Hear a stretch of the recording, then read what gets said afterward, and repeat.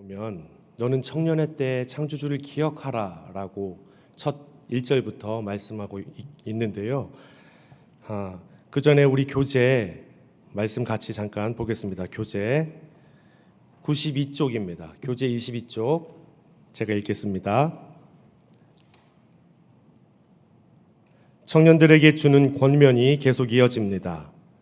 청년들에게 노년이 되고 다시 흙으로 돌아가는 인생의 이치를 소개하면서 청년의 때의 창조자를 기억할 것을 권면합니다.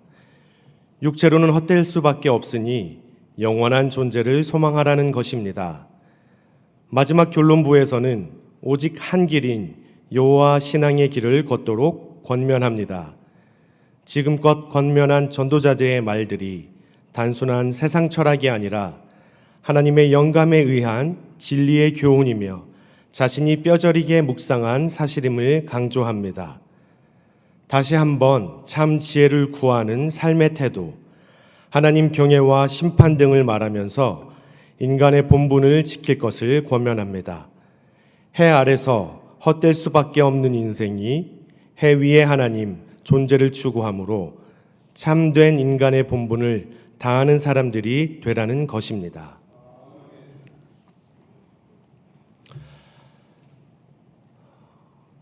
11장에 이어서 계속적으로 청년에게 주시는 말씀이 본문의 12장 1절에서부터 계속 이어지고 있습니다. 그러면서 결론적으로 우리가 이 헛되고 헛된 인생을 어떻게 살아야 되는지, 그것은 해 위의 하나님을 바라보고 경외하며 살아가는 것이 우리의 본분이라고 말하고 있습니다. 우선 12장 첫 절부터는 계속적으로 이런 구절들이 있습니다.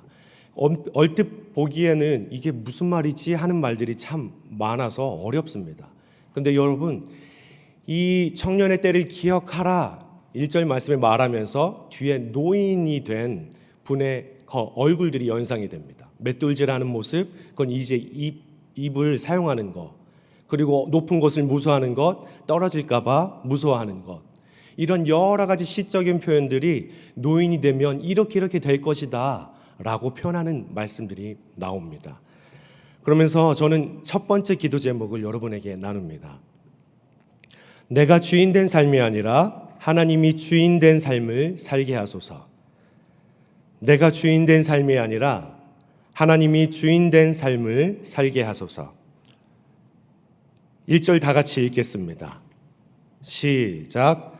너는 청년의 때에 너의 창조주를 기억하라. 곧 곤고한 날이 이르기 전에 나는 아무 낙이 없다고 할 해들이 가깝기 전에. 아멘. 초반절에 보니까 너는 청년의 때에 너의 창조주를 기억하라 라고 말하고 있습니다. 여기서 창조주라고 소개하는 이유는 무엇일까요? 하나님, 너의 하나님을 기억하라. 이전의 말씀처럼 너의 아버지를 기억하라 이렇게 말할 수 있는데 오늘은 특별히 창조주를 기억하라 라고 말하고 있습니다. 이 창조주라는 단어 안에서 우리 인간에 대한 정체성을 담긴 것이라고 말할 수 있겠습니다. 다시 말해 세상은 사람이 우연적으로 태어난 것이 아니라 세상 사람들이 말하는, 과학이 말하는 우연적으로 어떠한 것들에 의해서 원숭이가 사람으로 진화가 됐다, 이러한 것들이 아니라 너는 분명하게 창조되어졌다, 그러므로 너의 소속은 나한테 있다 라는 것들을 한마디로 함축하고 있습니다. 우리가 하나님으로부터 창조되었다는 것들을 증명하고 있는 것이지요. 우리가 살아가면서 누구나 한 번쯤은 내가 이 세상에 왜 태어났을까 하는 생각을, 그런 물음을 가져보셨으리라 생각합니다. 저도 어느 순간 나이가 들고 보니까 내가 이 세상에 왜 태어났지? 뭐하러 이렇게 태어났지? 내가 이것 하려고 태어났나? 하나님께서 나에게 이것을 시키려고 이렇게 어려운 삶을 살게 하셨나? 순간순간 그런 회의적인 물음을 하기도 했었습니다. 그러나 이것들이 우리의 인생이라는 것을 전도자는 성경을 통해 말하고 있습니다. 너희 이 모든 세상을 다 살아보았지만 이것이 인생이다. 이것이 우리의 허무한 삶이다. 그러니 너의 창조주를 기억하라. 그것이 너의 살 길이다 라고 말하고 있는 것입니다. 사람이 우연적으로 태어났다고 한다면 우리 스스로가 삶의 주인이 되어서 정말 자유롭게 한 번뿐인 인생 멋지게 살아볼 수 있겠습니다. 내가 주인이 돼서 누가 뭐라고 하든지 상관없이 내가 하고 싶은 것만 살고 갈 수 있겠습니다. 당연한 것이죠. 그러나 전도자는 우리가 창조주 아버지 하나님으로부터 지음받았다고 말하면서 우리가 하나님께 속한 자들임을 한마디로 계속적으로 강조하고 있는 것입니다. 그러니 하나님이란 표현이 아니라 창조주라는 표현을 쓰고 있습니다. 7절 말씀 같이 읽겠습니다. 시작. 흙은 여전히 땅으로 돌아가고 영은 그것을 주신 하나님께로 돌아가기 전에 기억하라. 아멘. 흙은 우리의 육신을 말합니다. 하나님께서 우리를 흙으로 지으셨으니 우리는 그 육신이 흙으로 돌아가게 됩니다. 그런데 영은 어디로 간다고 말하고 있습니까? 하나님께, 하늘. 맞습니다. 그렇습니다. 그것을 주신 하나님께로 돌아간다고 말씀하고 있습니다. 하나님은 우리를 흙으로 지으시고 생명을 그 코에 불어넣으셨다고 창세기를 통해 우리는 잘 알고 있습니다. 삶의 순간마다 우리는 이 세상에서 그냥 왔다가 사라지는 삶이 아니라 돌아갈 곳이 있는 인생임을 기억하시기 바랍니다. 그래서 우리를 지으신 하나님을 기억함으로 내가 주인 돼서 아무렇게나 사는 삶, 자유롭게 사는 삶이 아니라 하나님이 주인 되셔서 하나님을 주인으로 섬겨서 하나님께서 원하시는 것들을 이루어드리는 삶, 하나님께서 인도하시는 삶을 살아가는 여러분 되시기를 소원합니다. 두 번째 기도 제목을 말씀드립니다. 믿음에 합당한 본분을 지키는 삶을 살게 하소서. 믿음에 합당한 본분을 지키는 삶을 살게 하소서. 우리 하나님께 돌아가는 영은 반드시 거쳐야 되는 관문이 하나 있습니다. 우리가 죽으면 가는 곳이 있죠. 바로 예수님을 믿든지 믿지 않든지 모두 하나님의 심판대 앞에 서게 된다는 것입니다. 14절 말씀 같이 한번 또 읽어볼까요? 시작. 하나님은 모든 행위와 모든 은밀한 일을 선악간에 심판하시리라. 아멘. 이처럼 우리의 영이 하나님께 돌아가면 하나님은 우리를 선악간에 심판하실 것입니다. 그런데 우리가 믿기만 하면 당연히 천국에 가는 것이라고 생각하실 수 있겠습니다. 더군다나 구약시대가 아닌 신약시대 이후, 즉 예수님이 오셔서 우리를 위해서 십자가에 돌아가심으로 그 구원 사역을 완성하셨는데 우리의 그 이후에 우리가 믿음의 생활을 하고 있는데 우리가 하나님의 심판대 앞에서 서지만 합격이라고 인치심을 받지만 우리가 정말 과연 천국 안에 들어갈 수 있을 것인가? 심각하게 우리의 삶을 돌아봐야 합니다. 우리는 당연히 인치심을 받은 자라고 말씀합니다. 그러나 엄밀히 따지면 하나님께서 이 땅에 오셔서 우리를 구원하셨지만 우리는 계속적으로 그 구원을 계속적으로 완성해야 될, 다시 말하면 성화라고 들어보셨지요? 하나하나 그때그때마다의 삶을 주님께 내가 죄인임을 고백하면서 나의 구원을 이루어야 될 삶임을 하나님께서는 말씀하십니다. 예수님께서 이 땅에 오셔서 하신 말씀이 무엇인지 아십니까? 이 땅에 오셔서 하신 첫 사역은, 그 선포하신 것은 하나님의 때가 가까웠으니 회개하라 였습니다. 회개가 무엇입니까? 우리가 이전의 삶, 과거의 삶을 청산하고 하나님의 명령대로 돌아서서 하나님의 뜻대로 행하는 것을 회개라고 말합니다. 그냥 생각만 돌이키고 말로만 내가 안 하겠습니다가 아니라 우리의 행동이 돌이켜져야 된다는 것이죠. 그래서 예수님은 주여 주여 하는 자마다 다 천국에 들어간다고 말씀하셨습니다.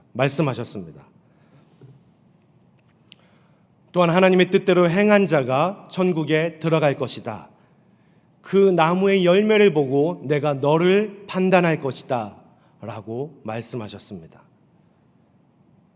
그렇다면 여러분의 생활들은 믿음에 합당한 삶을 행하고 있습니까? 그냥 믿고 있으니까 아무렇게나, 이제 주님 안에 있으니까 아무렇게나 살면 된다고 생각하십니까? 아닙니다. 13절 말씀 같이 읽어보겠습니다. 13절 말씀입니다. 시작. 이래 결국을 다 들었으니 하나님을 경외하고 그의 명령들을 지킬지어다. 이것이 모든 사람의 본분이니라. 아멘. 이래 결국을 다 들었다. 사람이 헛된 삶이다. 무의미하다. 그런 삶을 다 들었으니 이제 하나님을 경외하라 라고 본문에서는 말씀하고 있는데요. 하나님을 경외하라. 그게 사람의 행할 본분이다 라고 말씀하고 있습니다. 여기서 하나님을 경외한다고 말할 때 그 경외란 바로 두려움을 말합니다. 즉 우리는 하나님을 믿음과 동시에 두려워하는 마음, 그 두렵고 떨리는 마음을 가지면서 믿음 생활을 해야 된다는 것을 알려주고 있습니다. 한 가지 더 살펴볼 것은 본분이라는 것입니다. 원어를 살펴보니까 모든 것이라는 뜻이 있습니다.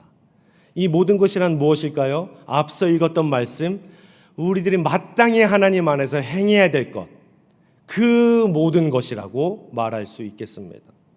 그렇기 때문에 하나님 말씀대로, 명령대로, 그 기록된 대로 우리가 행하는 삶,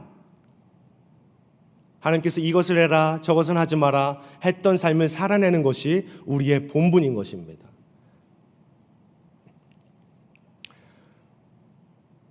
빌립보서 2장 12절 말씀엔 이렇게 기록되어 있습니다. 그러므로 나의 사랑하는 자들아, 너희가 나 있을 때뿐 아니라 더욱 지금 나 없을 때에도 항상 복종하여 두렵고 떨림으로 너희 구원을 이루라 말씀하고 계십니다. 미가서 6장 8절에는 이렇게 기록되어 있습니다. 사람아, 주께서 선한 것이 무엇임을 내게 보였나니 여호와께서 내게 구하는 것이 오직 공의를 행하며 인자를 사랑하며 겸손히 내 하나님과 함께 행하는 것이 아니냐. 여러분, 사람의 본분은 경건하고 의롭게 사는 것입니다. 하나님의 명령을 준행하는 것입니다. 사랑하는 여러분, 우리는 인생의 헛됨을 알고 또 하나님의 최종적 심판을 항상 기억함으로 방종하며 살아가는 헛된 삶이 아니라 겸손히 우리 하나님과 우리 하나님 안에서 하나님을 경외함으로 하나님 앞에 서 있는 자처럼 우리의 몸가짐을 바르게 하면서 승리하며 살아가는 여러분 모두가 되시기를 주님 안에서 축원합니다. 이 시간에 잠깐 기도 제목을 정리하면서 하나님께 기도하며 나아가겠습니다. 내가 주인인 삶이 아니라 하나님이 주인 되는 삶을 살게 하소서. 그리하여 믿음에 합당한 사람의 본분을 지키는 삶을 살게 하옵소서. 두 번째로는 오늘까지 진행되는 유년부 겨울 성경학교와 신입교사 수련회를 위해서 기도해 주시기 바랍니다. 그리고 신일교회가 섬기는 선교사님을 위하여서, 그리고 우리 신일 공동체 안에 아파하고 소외된 자들을 위해서, 그리고 여러분의 각자의 기도 제목을 놓고 하나님께 기도하겠습니다. 다 같이 기도하겠습니다. 주여 믿습니다.